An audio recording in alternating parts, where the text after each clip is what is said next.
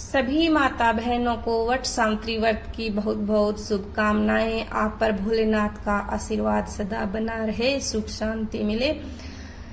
वट सावित्री व्रत ज्येष्ठ मास की अमावस्या को किया जाता है और ये बहुत ही पुरानी परंपरा चली आ रही है। हमारे हिंदू महिलाएं करती है इस व्रत को। यूपी, बिहार, एमपी, राजस्थान के कुछ हिस्सों में, और नई जनरेशन है वो नेट के माध्यम से जानने लगी है कि वट वृक्ष के बरगद के पेड़ की पूजा करने से फल मिलता है। तो लोग व्रत ना करे पर जल जरूर अर्पित करते हैं, सिंदूर चढ़ाते हैं बरगद के पेड़ को में, तो ताकि उनको आशीर्वाद मिले।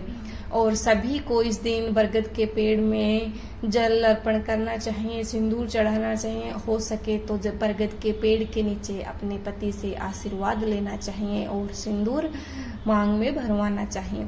तो आइए कथा शुरू करते हैं। बहुत पुरानी कथा है कि एक अशोकपति नामक राजा, उसकी पुत्री सावित्री जो बहुत ही सुंदर और बहुत ही बुद्धिमान लड़की थी, तो उसका स्वयंवर हुआ और स्वयंवर में उन्होंने सत्यवान तपस्वी को चुना। बल्कि सभी लोग मना कर रहे थे कि इतने बड़े बड़े राजकुमार आए हैं, पर उन्होंने सत्यवान राजकुमार जो एक तपस्वी था उसको चुना। और ऋषियों ने उसी वक्त उसको कहा कि इसका जीवन 1 वर्ष का है, ये ज्यादा जीवित नहीं रह पाएगा। पर सावित्री ने सत्यवान को ही चुना और वो उसके साथ जंगल में रहने के लिए चली गई। वो दिन भर अपने सास ससुर की सेवा करती, घर का काम करती और सत्यवान लकड़ी काटता, और इस तरह से वो अपना गुजारा करते। एक दिन सत्यवान लकड़ी काटते काटते बेहोश हो गया, तो सावित्री उसको लेकर बरगद के पेड़ के नीचे बैठ गई और पूरे दिन रात भूखी प्यासी तपस्या करने लगी। जब वनराज उसके प्राण लेने आए तो सावित्री की भक्ति देखकर यमराज से उससे प्रभावित हुए। वो बड़ी ही विनम्रता और बुद्धिमती से यमराज से बातें की और उनसे प्रार्थना कर रही कि मेरे पति को छोड़ दो। यमराज उसकी बातों से प्रभावित हुए और उन्होंने सावित्री से कहा, कोई भी 3 वर मांग लो पर मैं सत्यवान का प्राण वापस नहीं कर सकता।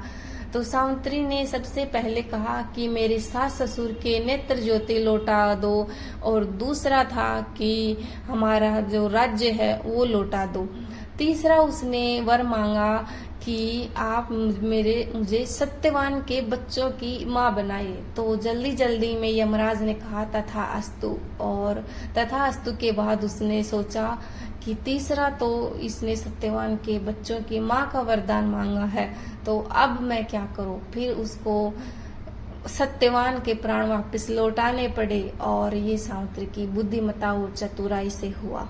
तो इस तरह से यमराज ने सत्यवान के प्राण लौटाए और सत्यवान के साथ सावित्री फिर अपने राज्य में चली गई। और उस दिन से बरगद के पेड़ की पूजा होने लगी और इस दिन अमावस्या का व्रत दुनिया करने लगी। तो तभी से ये मान्यता है कि ज्येष्ठ मास की अमावस्या की तिथि और बरगद के पेड़ के नीचे पूजा की परंपरा चली आ रही है। और शास्त्रों में भी लिखा है कि बरगद हमारे शरीर के लिए, बरगद के पेड़ की जो हवा होती है, ऑक्सीजन होती है, बहुत ही आवश्यक है। तो इन सब चीजों से सीखते ये हमारे जो कथा है, ये हमें वैज्ञानिक तरीके से भी प्रूव करती है कि हमारे जो पूजा पाठ के जरिए मैसेज दिए जाते हैं वो सही है। कथा कैसी लगी तो कमेंट में जरूर बताना और ओम नमः शिवाय लिखना। सभी पर ओम भगवान माता पार्वती और भगवान शंकर की कृपा बनी रहे, सुख समृद्धि बनी रहे। तो सभी बोलो ओम नमः शिवाय।